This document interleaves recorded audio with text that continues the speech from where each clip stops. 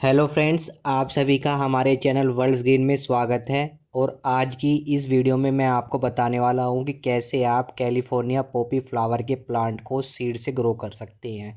साथ ही इस फ्लावर को ग्रो करने के लिए आपको सोइल मिक्सचर क्या लेना है, पॉट का साइज क्या रखना है और प्लांट की केयर कैसे करनी है, साथ ही क्या क्या फर्टिलाइज़र दे सकते हैं आप पॉपी के प्लांट को। सारी जानकारी आपको इस वीडियो में मिलेगी। तो चलिए वीडियो को स्टार्ट करते हैं।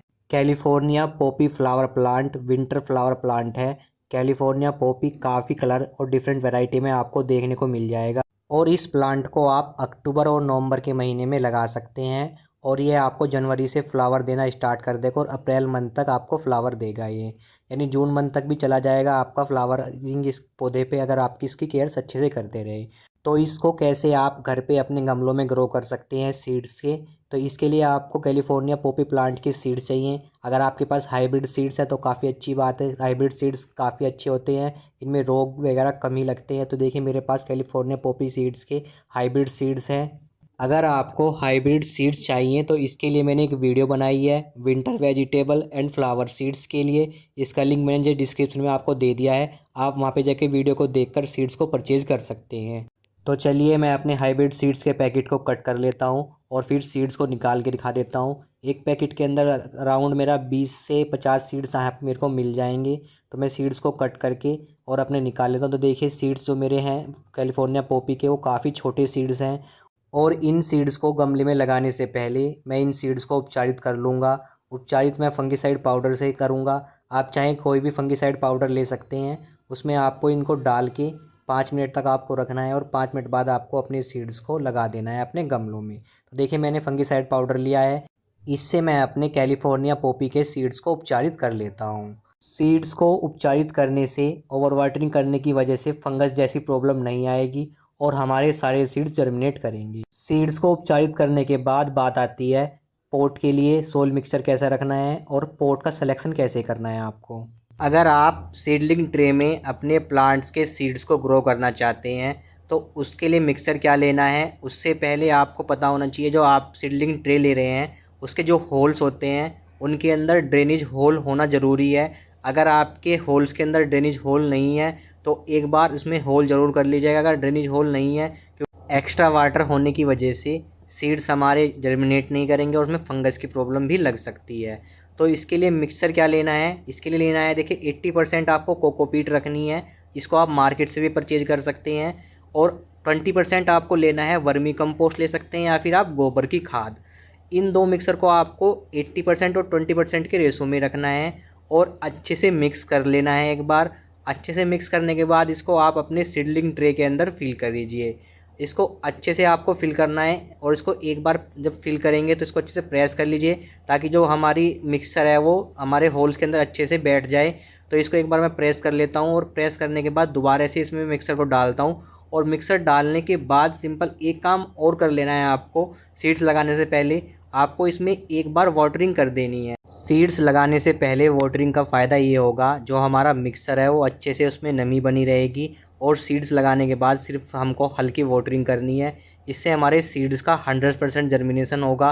साथ ही गमलों में कैलिफोर्निया पॉपी प्लांट को ग्रो करने के लिए आपको सॉइल मिक्सचर कैसा रखना है, इसके लिए लेना है आपको गोबर की खाद अगर आपके पास है, या फिर आप ले सकते हैं वर्मी कंपोस्ट। इसका जो परसेंटेज रखना है आपको 20% रखना है।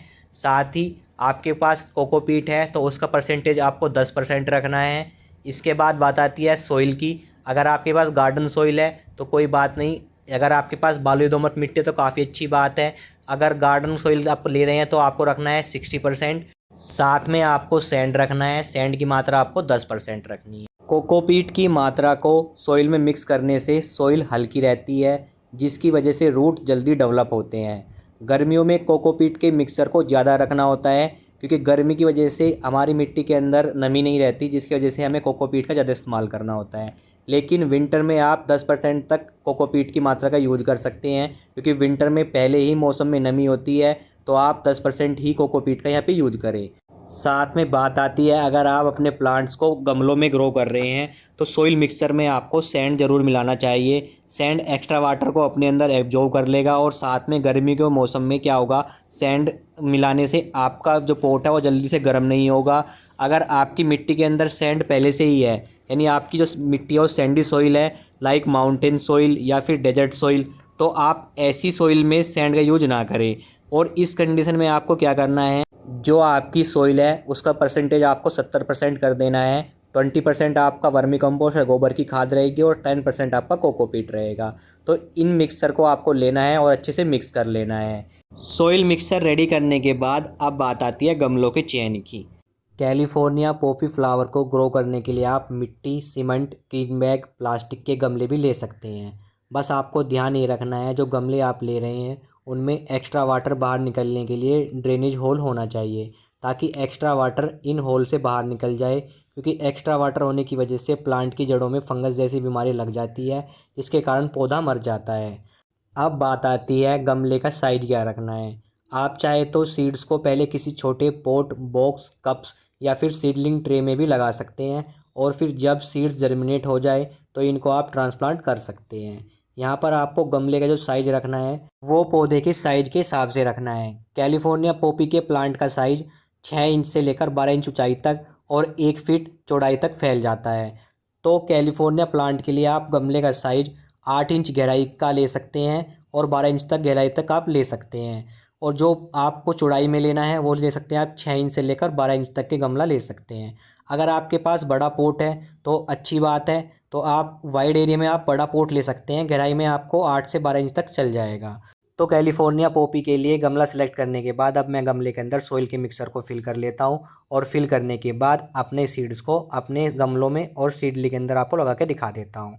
तो देखिए, जो मैंने सीड्स अपने उपचारित किए थे उनको सबसे पहले मैं अपने सीडलिंग ट्रे में लगाने वाला हूँ। और जो सीडलिंग ट्रे में मैं लगाने वाला हूँ इसको आप किसी तरीके से भी लगा सकते हैं, आप डायरेक्ट भी लगा सकते हैं। लेकिन अगर आपके पास कोई टूल्स है नुकीला, तो उससे आप अपने सीड्स को सीडलिंग ट्रे में लगाइए। इससे क्या होगा, सीड्स अच्छा जर्मिनेट करेगा और टूल्स की हेल्प से आप सीडलिंग पॉट के अंदर अच्छे से अपने सीड को प्लेस कर सकते हैं। तो देखिए, मैं कैंची से अपने सीडलिंग ट्रे के होल के अंदर छेद कर लेता हूं, ताकि मैं अपने सीड्स को अच्छे से प्लेस कर सकूं। मैं अपने हर होल के अंदर एक छोटा छोटा सुराख कर लेता हूं, जिससे मैं अपने सीड्स को प्लेस कर सकता हूं। तो देखिए, मैंने अपने सीडलिंग ट्रे के अंदर सारे छेद कर लिए हैं अपने होल्स के अंदर। तो इसके अंदर मैं अपने अब सीड्स को प्लेस करने वाला हूं। तो इसके लिए देखिए, मैंने एक टूल लिया है जिससे मैं अपने सीड्स को पकड़कर आराम से अपनी जो मैंने होल के अंदर थोड़ा सुराख किया है उसमें प्लेस कर देता हूं 1 बाय 1। और प्लेस करने के बाद सिंपल मुझको करना क्या है, जब मैंने सीडलिंग ट्रे के लिए सोइल मिक्सर रेडी किया था तो उसी मिक्सर से मैं अब जो मैंने सीड्स लगाए हैं अपने सीडलिंग ट्रे के अंदर उनको मैं कवर कर दूंगा उस मिक्सर से, ताकि जो सीड्स हैं मेरे मिट्टी के मिक्सर के अंदर रहें और वो अच्छे जर्मिनेट करें। तो इसके मैं मिक्सर से अच्छे से, जो कि मेरा कोकोपीट और मेरा वर्मी कंपोस्ट या गोबर की खाद का जो मिक्सर है, इससे ही मैं इसको कवर कर देता हूँ। और कवर करने के बाद सिंपल मुझको इसमें एक हल्की वाटरिंग करनी है, क्योंकि मैंने पहले वाटरिंग की हुई है इसमें। तो इसमें हल्की वाटरिंग कर देता हूँ, और वाटरिंग करने के बाद इसको ऐसे प्लेस से प्लेस करना है जहाँ पे शेडेड एरिया हो। डायरेक्ट सनलाइट में इसको प्लेस नहीं करना है। अब मैं अपने कैलिफोर्निया पॉपी सीड्स को गमलों में भी लगा देता हूँ। तो देखिए, इसके लिए मैंने 2 गमले लिए हैं। एक बड़ा गमले लिया है जो मेरा 8 से 12 इंच तक का है, और जो छोटा गमला है वो 4 से 6 इंच का है। इनमें मैं अपने कैलिफोर्निया पॉपी सीड्स को लगाने वाला हूँ। अब बात आती है गमलों में सीड्स प्लेसमेंट की। अगर आप किसी गमले में डायरेक्ट सीड्स लगा रहे हैं या फिर सीडलिंग करना चाहते हैं और बाद में आप ट्रांसप्लांट कर देंगे सीड्स को, जब आपका सीड्स जर्मिनेट हो जाएगा, तो सीडलिंग के लिए सीड्स को जो आपको लगाना है वो 4 से 6 इंच की दूरी पर लगाना है। और प्लांट को जो ट्रांसप्लांट करते वक्त जो स्पेस रखना है वो रखना है 8 से 12 इंच तक का स्पेस प्लांट के बीच में रखना है। क्योंकि सीड्स में स्पेस रखने से आप प्लांट को आसानी से निकाल कर ट्रांसप्लांट कर सकते हैं। अगर आप पास पास में सीड्स लगाएंगे तो ट्रांसप्लांट करते वक्त प्लांट की रूट डैमेज हो सकती है। तो अब मैं एक गमले में डायरेक्ट सीडलिंग करने वाला हूँ, यानी मैं इसको ट्रांसप्लांट नहीं करूँगा, डायरेक्ट इसी में मेरे जो सीड्स हैं वो जर्मिनेट करते रहेंगे। तो इसमें जो कैप रखने वाला हूँ मैं सीड से सीड्स की, वो 3 से 4 इंच की दूरी पर मैं सीड्स को प्लेस करने वाला हूँ। तो देखिए, मैंने अपने सीड्स को 3 से 4 इंच की दूरी पर लगा दिया है। साथ ही में दूसरे गमले में मैं अपने डायरेक्ट सीडलिंग करने वाला हूँ। बाद में मैं इसको ट्रांसप्लांट कर दूंगा जब मेरे सीड्स जर्मिनेट हो जाएंगे। यही दूरी आपको ज़मीन में भी रखनी है अगर आप ज़मीन में ट्रांसप्लांट कर रहे हैं।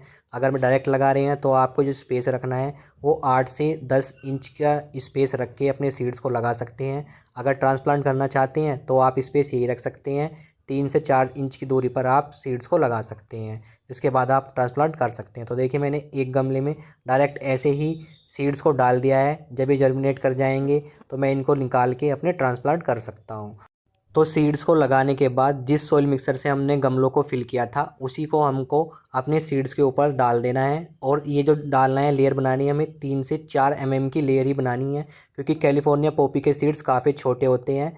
तो सीड्स को मैं 3 से 4 mm मिट्टी से कवर कर देता हूँ। अगर आप सीड्स को लगाना चाहते हैं तो 3 से 4 mm की गहराई में आप सीड्स को लगा सकते हैं। ज़्यादा गहराई में नहीं लगाइए, नहीं तो आपका जर्मिनेट तो होगा पर लेट होगा जर्मिनेट। तो इसमें मिट्टी से कवर करने के बाद फर्स्ट टाइम मुझको अच्छे से वाटरिंग करनी है, ताकि जो मेरी मिट्टी अच्छे से गीली हो जाए और सीड्स को भी अच्छी प्रॉपर नमी मिले, जिससे वो जल्दी जर्मिनेट कर सके। और याद रखना है, वाटरिंग सिर्फ स्प्रे के थ्रू करनी है। अगर आपके पास स्प्रे वाली बोतल है तो उससे ही आप वाटरिंग करें, डायरेक्ट पानी ना डालें। डायरेक्ट पानी डालने से क्या होगा, सीड्स अपनी जगह से हिल के दूसरी जगह आ जाएगा, जिससे वो अच्छे जर्मिनेट भी नहीं करेंगे।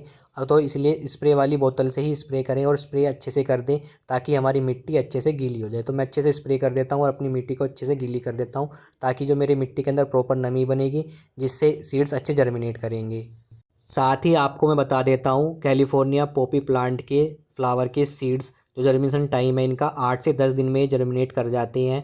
इस बीच में अगर आपकी मिट्टी ड्राई होने लगे तो इसमें हल्की वाटरिंग ज़रूर कर दें। और साथ ही जब आपका प्लांट अच्छे से ग्रो करने लगे, मीन्स 1 से 2 इंच हाइट का हो जाए और उसमें ट्रू लीव भी निकलने लगे 2 से 3, तो आप इसको ट्रांसप्लांट कर सकते हैं। और इसके लिए पोटिंग मिक्सचर आपको सेम रखना है जो आपने गमलों में रखा है। तो देखिए यहाँ पे मैंने कैलिफोर्निया सीड्स को 3 तरीके से लगाया है। पहला सीडलिंग ट्रे के अंदर, दूसरा आपने गमलों के अंदर डिस्टेंस मेंटेन करके तब लगाया है, तीसरा मैंने सिंपल गमलों के अंदर ऐसे ही अपने सीड्स को बिखेर दिया है और फिर सीड्स को ग्रो करने वाला। साथ ही में मैं कैलिफोर्निया फ्लावर प्लांट के सीड्स की जर्मिनेशन की अपडेट भी आपको मैं यहाँ पे दिखाने वाला हूँ।